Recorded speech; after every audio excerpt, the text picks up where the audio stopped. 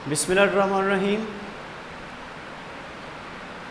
हमारा आज का लेक्चर पिछले लेक्चर का तसलसल है जिसमें हमने पॉलीमराइजेशन रिएक्शंस को स्टडी किया। कुछ रिएक्शंस हम पहले पढ़ चुके। आज उन्हीं पॉलीमर रिएक्शंस को हम आगे लेके चलेंगे। कुछ रिएक्शंस हैं जो यहाँ पे एक्सप्लेन करूँगा मैं। सबसे पहले कुछ एडिशन और सब्स्टिट्यूशन रिएक्शंस को हम डिस्कस करेंगे। यहाँ पे ये बात काबिल ज़िक्र है कि जिस तरह सिंपल मॉलिक्यूल्स के ऊपर एडिशन या सब्स्टिट्यूशन होती है, बिल्कुल वैसे ही पॉलीमर्स के अंदर भी एडिशन और सब्स्टिट्यूशन मुमकिन है, जिससे पॉलीमर की बहुत सारी प्रॉपर्टीज़ चेंज हो जाती हैं। यहाँ पे मैं एडिशन ऑफ क्लोरीन की बात करूँगा। Addition of oxygen means oxidation. Addition of ozone, ozonolysis या ओजोनोलाइसिस, इसको स्टडी करेंगे। एडिशन ऑफ हाइड्रोजन क्लोराइड और इसी तरह कुछ सब्स्टिट्यूशंस की बात होगी। पहला रिएक्शन जो हम डिस्कस करेंगे वो है ऑक्सीडेशन। हम ऑक्सीजन ऐड करेंगे किसी पॉलीमर के ऊपर। ऑक्सीजन को ऐड करने के लिए डेफिनेटली हमें अक्सर ऑक्सीजन को फ्री रेडिकल की फॉर्म में लेके आना होता है। इसमें पर बेंजोइक एसिड, पर एसिटिक एसिड्स, पर एसिड्स या पर हाइड्रोक्साइड्स, इनको हम इस्तेमाल करते हैं एज अ रेडिकल प्रोड्यूसर्स। यहाँ पे हमने रेडिकल प्रोड्यूसर इस्तेमाल किया है पर बेंजोइक एसिड। अगर मैं यहाँ से एक ऑक्सीजन को हटा दूँ तो बेंजोइक एसिड बनता है, बट दो ऑक्सीजन की मौजूदगी से पर बेंजोइक एसिड बनाती है। यहाँ से एक ऑक्सीजन को एज अ रेडिकल निकालना इसमें से आसान होता है इन प्रेजेंस ऑफ सनलाइट। मैंने यहाँ से एक ऑक्सीजन रेडिकल को प्रोड्यूस किया। जैसे इसने इस डबल बॉन्ड पे अटैक किया तो ये एपॉक्साइड पोर्शन इसने, यानी इस डबल बॉन्ड की जगह एपॉक्साइड पोर्शन कंप्लीट किया। मैकेनिज़्म यहाँ पे एक्सप्लेन नहीं है आपके सिलेबस में, इसलिए मैं मैकेनिज़्म पे डिस्कशन नहीं करूँगा।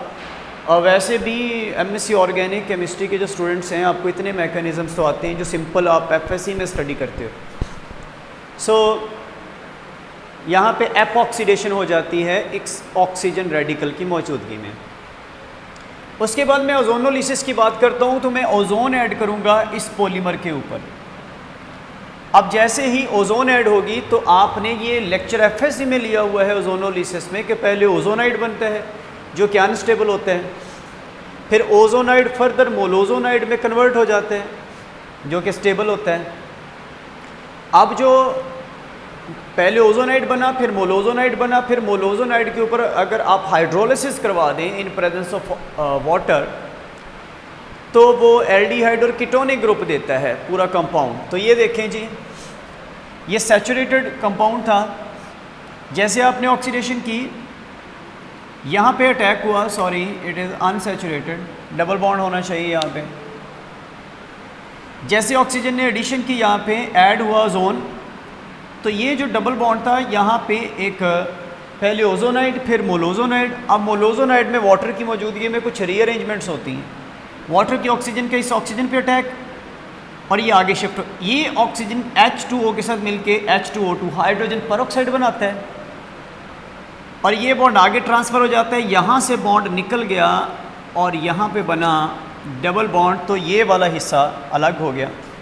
जब ये पोर्शन यहाँ पे जाता है तो ये बॉन्ड यहाँ पे आ गया और इतना हिस्सा अलग हो जाता है और ये ऑक्सीजन इसने छीन लिया तो यहाँ से ऑक्सीजन ख़त्म हो जाएगा। अल्टीमेटली हमारे पास आएगा H2O2 हाइड्रोजन पेरोक्साइड, एक ये कीटोनिक पोर्शन हो जाएगा और एक ये एल्डिहाइडिक पोर्शन हो जाएगा। ये था ओजोनोलिसिस। अब एडिशन में जो तीसरा प्रोसेस है वो है क्लोरीनेशन। बड़ा सिंपल सा रिएक्शन है।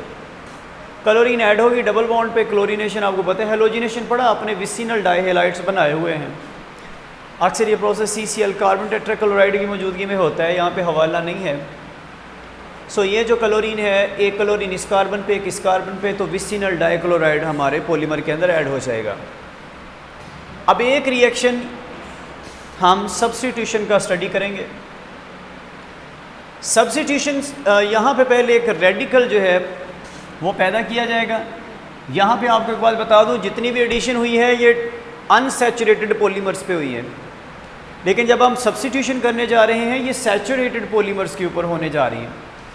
तो एक रेडिकल आया, रेडिकल की यहाँ पे एडिशन हुई, ये रेडिकल इस H को छीन के यहाँ पे ले जाता है, तो ये हमारे पास एक एक्टिव पोर्शन बन जाता है, एक्टिव चेन बन जाती है।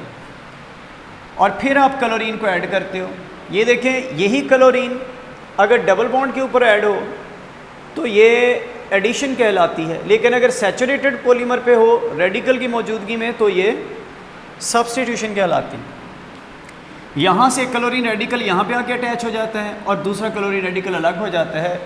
बाद में आप इसकी टर्मिनेशन करवा लेते हो प्रोग्रेशन के बाद, सो अल्टीमेटली हमें ये वाला प्रोडक्ट मिल जाएगा। तो इस तरह क्लोरीन का ऐड होना सैचुरेटेड पॉलीमर पे in presence of a radical, this is called substitution. But addition of chlorine on unsaturated polymer to making vicinal dichloride, it is called addition. यहाँ पे आप एक बात बता दूँ, ये जो आपको पॉलीथीन एक पॉलीमर नज़र आ रहा था, बाय द वे ये काफ़ी स्ट्रॉन्ग होता है, रिजिड होता है।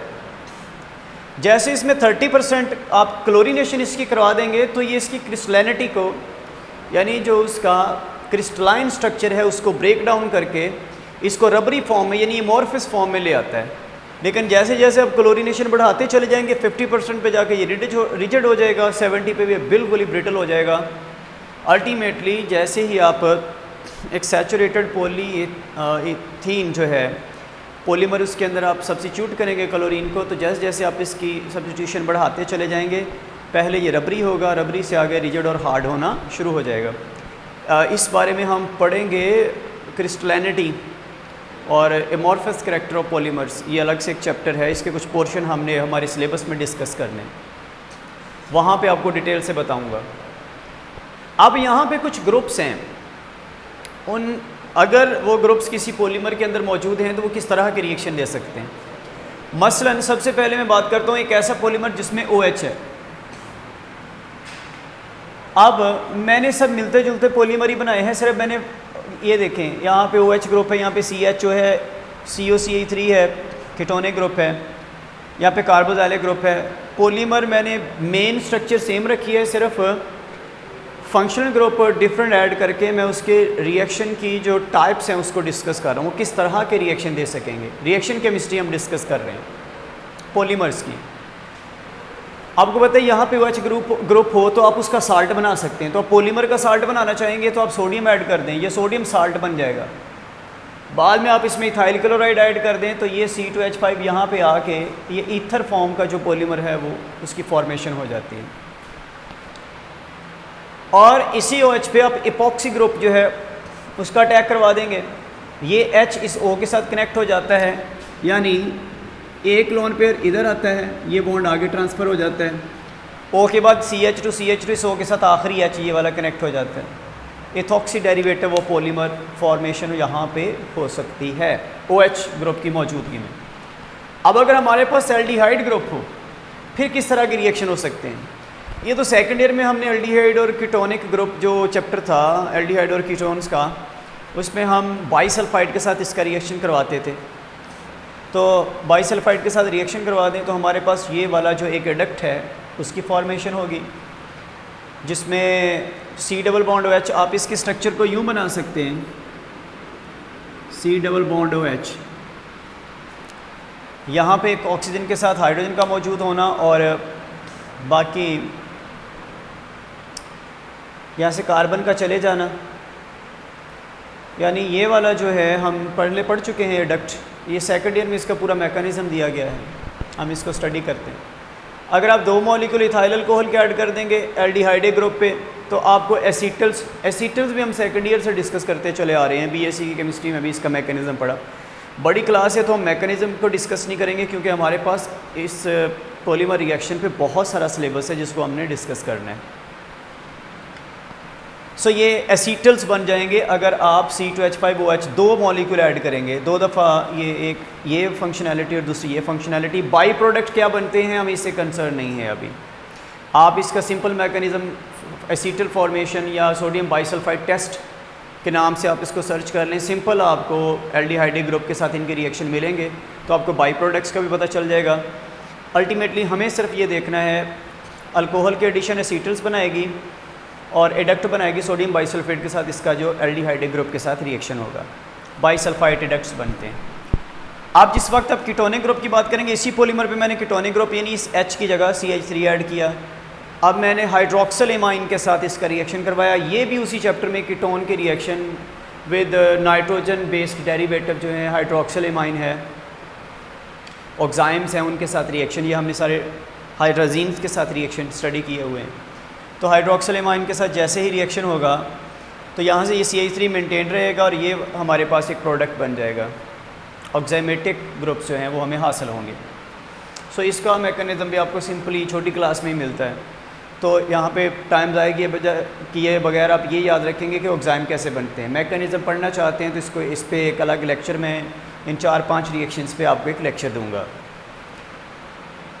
उसके बाद है carboxylic group addition. Carboxylic group के साथ जैसे सोडियम हाइड्रोक्साइड आएगा तो अल्टीमेटली एस्टर फॉर्मेशन हो जाएगी, या एस्टर फॉर्मेशन की बजाय साल्ट बनेगा कार्बोजाइलिक एसिड का, sodium salt of carboxylic acid group polymer. और इसमें क्योंकि प्लस माइनस हर वक्त मौजूद होते हैं तो इस तरह के जो ग्रुप्स हैं ना जिसमें आयोनाइजेबल ग्रुप्स हों, जिस पॉलीमर में, ऐसे पॉलीमर्स को आप पॉली इलेक्ट्रोलाइट्स कहते हैं, ऐसे पॉलीमर्स को जिसमें आयोनाइजेबल ग्रुप इस तरह के मौजूद हों, यानी ऑक्सीजन पे नेगेटिव है, सोडियम पे पॉजिटिव है, थोड़े साल्टी फॉर्म में। और दूसरा रिएक्शन कार्बोक्सिलिक ग्रुप का मैंने एपॉक्सी ग्रुप के साथ करवाया तो उससे एस्टर की फॉर्मेशन होगी। ये भी सिंपल सा मैकेनिज़्म है जो कि MSc केमिस्ट्री के स्टूडेंट के लिए मुश्किल नहीं है। सो हमने आज ये कुछ रिएक्शंस देखे हैं पॉलीमर्स के। हमारा 1 या 2 रिएक्शन जिसमें क्योर रिएक्शंस होंगे, जिसमें लिंकेज रिएक्शन होंगे, जिसमें वोल्कनाइजेशन होगी, जो बाकी थोड़ा डिफरेंट है बाकी रिएक्शन से जो हम सिंपली ये छोटी क्लासेस में पढ़ते आ रहे हैं। तो मैंने इसको सिंपली एक्सप्लेन किया। मैंने इनमें से कुछ एग्जांपल जो हैं चीदा एग्जांपल्स निकाल के साइड पे कर दी हैं, आप इन्हीं को याद करेंगे और बाकी किसी के साथ भी आपको रिएक्शन आ जाएगा, आप आसानी से लिख सकते हैं। अदरवाइज़ जर्नल रिएक्शन आएगा, जर्नल क्वेश्चन होगा इंशाल्लाह, और इसमें आसानी से आप इस क्वेश्चन को अटैम्प्ट कर सकते हैं। सो पॉलीमर रिएक्शन पे सेकंड लेक्चर था, कल इंशाल्लाह 3rd लेक्चर होगा। अल्लाह हाफ़िज़।